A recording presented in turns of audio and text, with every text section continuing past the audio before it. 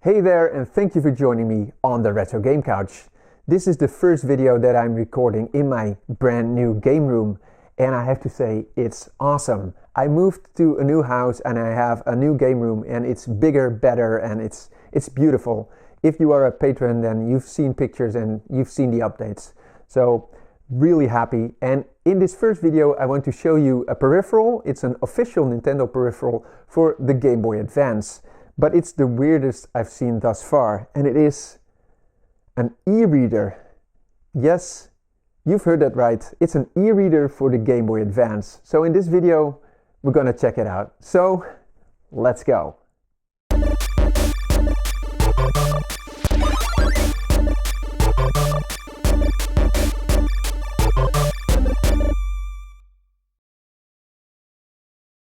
The e-reader, or card e-reader, how it was known in Japan, was released on the Japanese market in 2001, and that first version did not have a pass-through port for the link cable, like this one has.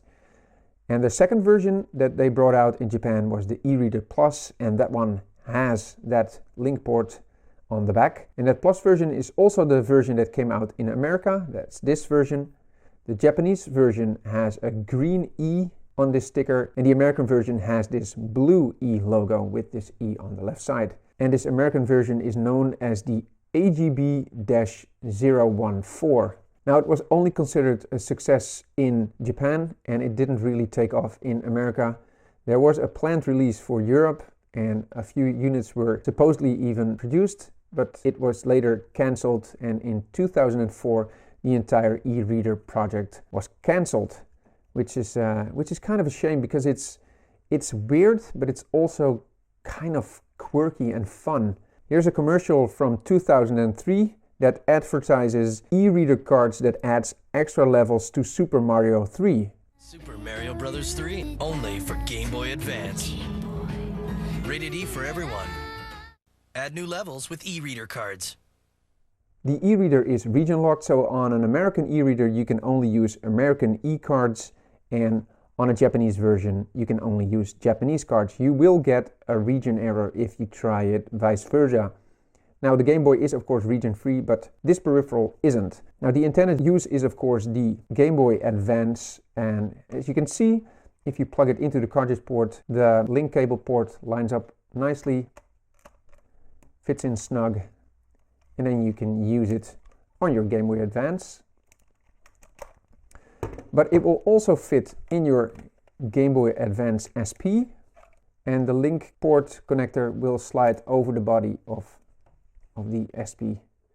So, and it will work like this.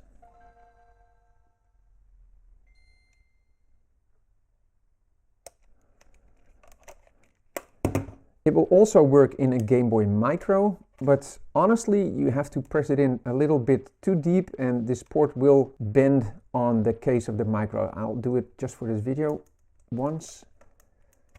Ugh. As you can see, it's pretty bent, but it will work.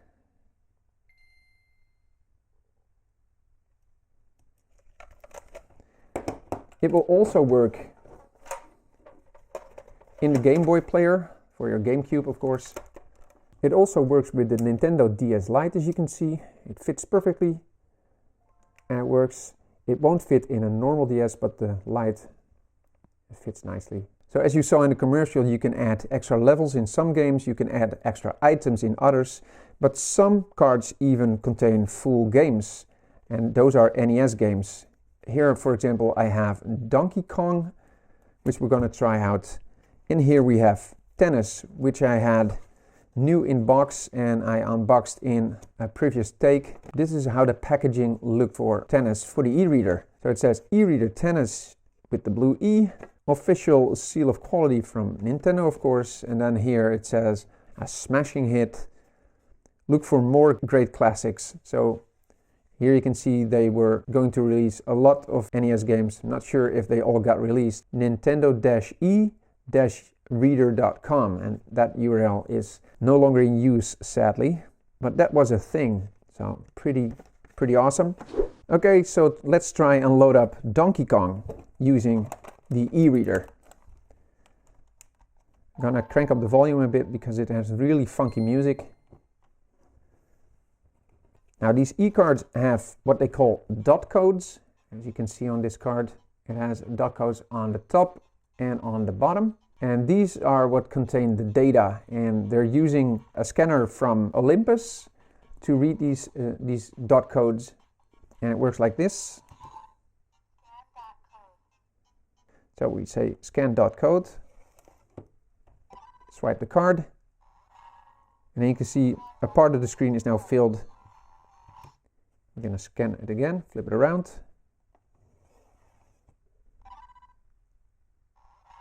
Nice. So that was card 1. Let's continue.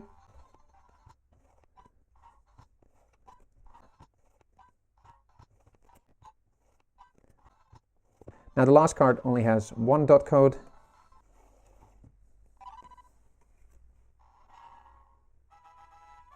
Scanning of dot code is complete. Now it says tennis is currently saved. Is it okay to overwrite this application? What it will do now is, if I choose yes, it will write the game Donkey Kong to the memory of the e-reader. And then after you turn the e-reader and the Game Boy off and you turn it back on again, it will have the game still on here and you won't have to swipe them all again. And this is the NES version of Donkey Kong, as you can see, loaded from e-cards. Pretty awesome. This is not going to work, of course, through the viewfinder.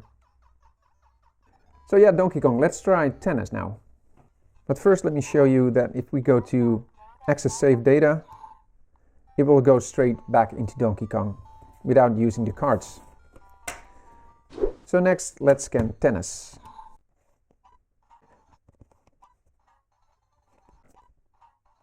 I think this is a really cool way to show the progress of the loading. Really, really cool. And I can imagine that being a kid, getting cards from the shop and not a physical game, and then being able to load it into your Game Boy would have been awesome. And I must say, it works really reliable as well. A bit quicker. No, that's too quick. Let's try really slow. Really slow is fine. And a bit fast is fine too. So tennis is actually seems to be bigger than Donkey Kong, because Donkey Kong has had only 1 dot code on the 5th card. This one has 2. Scan the card. Now let's scan the same code again, see what happens.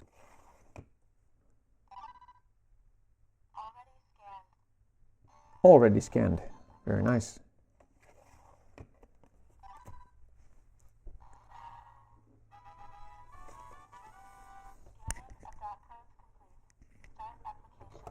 Scanning of that code's complete. Is it okay to override Donkey Kong? Well, yes. It's not really comfortable using the Game Boy like this with a very top-heavy e-reader on top of your Game Boy, but, well, it's okay, I guess.